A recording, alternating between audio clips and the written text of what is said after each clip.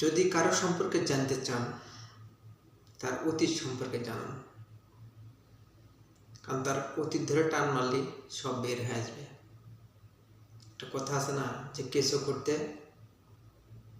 নানান প্রকার প্রাণী বের হয়ে আসবে, শুধু সাপ না। ওটা একটা প্রবাদ। তো আপনি একটা মানুষকে আচমকাই বিশ্বাস করতে পারবেন না, এটা করা মানে বোকামি। সেই ইতিপূর্বে বহুত আকাম কোকাম, চুরি, বাটপারি, খুন, রাহাজানি ইত্যাদি করে আসছে। আপনি হুট করে তার ভালো একটা চেহারা দেখে, ভালো ব্যবহার দেখে তাকে বিশ্বাস করে ফেললেন। আপনার জীবনটা আপনি সবকিছু তার হুমকির ভিতরে ফেলে দিলেন, ঝুঁকির ভিতরে, কারণ আপনি আমার ব্যাকগ্রাউন্ড চেক করেননি, আর অতীত সম্পর্কে আপনি জানেন না কোনো কিছু না, শুধু আর মুখের ভাষা আর চেহারা দেখে আপনি দিগানা হয়ে গেছেন।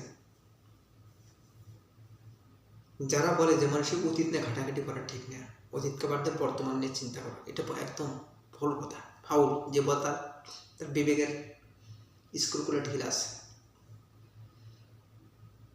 আরে ভাই, যার অতীত যার ভালো, তার বর্তমানও ভালো। যার অতীত খারাপ, সে বর্তমানে খারাপ কোনো কিছু করবে না, তার গ্যারান্টি আপনি কেমনে দেবেন?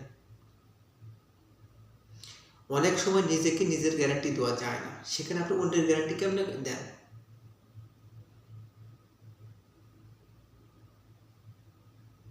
মানুষের সম্পর্কে জানার আছে, তার অতীতে অনেক কিছু থাকে, সেগুলো থেকে আপনি যখন জানবেন তার সম্পর্কে, তখন আপনার ভালো একটা ধারণা আসবে, তখন তার সাথে আপনি সেরকমভাবে বিহেভ করবেন, আচরণ করবেন।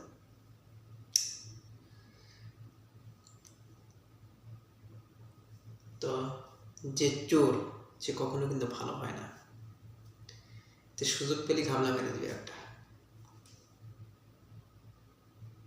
আমাদের একটা দোষ কি জানেন? আমরা সহজে মানুষকে বিশ্বাস করি, আর এই বিশ্বাসের প্রতিফল হিসেবেই মানুষ আমাদের সামনে থেকে না, পেছন থেকে মারে।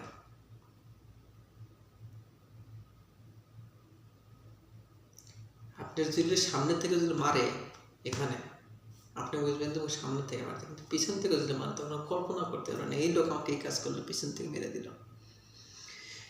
তো এই জন্যে মানুষকে অতীতকে ঘাটাঘাটি করতে হবে, অতীতকে নিয়ে মানুষকে শিক্ষা নিতে হবে।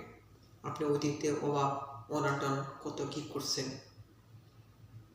সেই কথা যখন আপনি মনোযাপন করবেন, তখন আপনার সামনের জীবনটা আপনি ভালোভাবে কাটাতে পারবেন।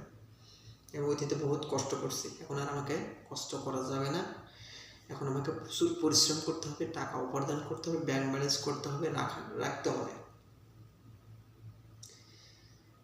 আপনি অতীতে কোটিপতি ছিলেন, আপনি বিলাসিতা জীবন যাপন করছেন, টাকা দুই হাতে ওড়াচ্ছেন, আর এখন আপনার কাছে কিচ্ছু নাই, এটার ফলাফল আপনি নিজে ভোগ করতেছেন।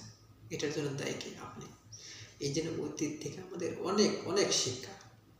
অতীতকে ভুলে, যার অতীতকে যে ভুলে যাবে, তার জীবন হুমকি, তো হুমকি 100%। তার জ্ঞান বুদ্ধি, তার শিক্ষা, কোনো কিছুর তার দাম নেই। আমাদের সবার আগে অতীতকে টানতে হবে, অতীতকে না ভালোভাবে রিসার্চ করতে হবে, জানতে হবে, মানতে হবে, তাহলে আমরা ওদের ভবিষ্যৎ ভালো কোনো কিছু করতে পারবো ইনশাল্লাহ। আমার নিজেকে দিয়ে প্রশ্ন করি, অতীতে আমি বহুত কষ্ট করছি আমার পরিবার, তো সেখান থেকে আমি শিক্ষা নিয়েছি, নিয়ে আমি সেইভাবে আমি চলাফেরা করার চেষ্টা করি। আমি বেশি বিলাসিতা পছন্দ করি না। আপনি দেখেন যে আমি মাঝে মাঝে গেঞ্জি আর একটা দুটো গেঞ্জি পরে আমি আসি,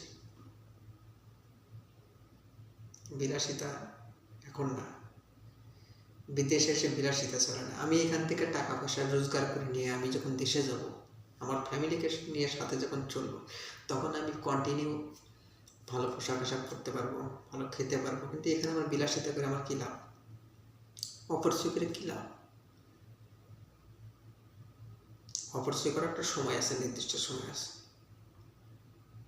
নির্দিষ্ট মাত্রা আছে, অতিরিক্ত করা যাবে না, আমার সাধ্যের ভিতরে করতে হবে, তাহলে আমি জীবনে কোনো কিছু করতে পারবো। তো এটাই, অবশ্যই অতীতকে আপনারা প্রচুর মনে রাখবেন।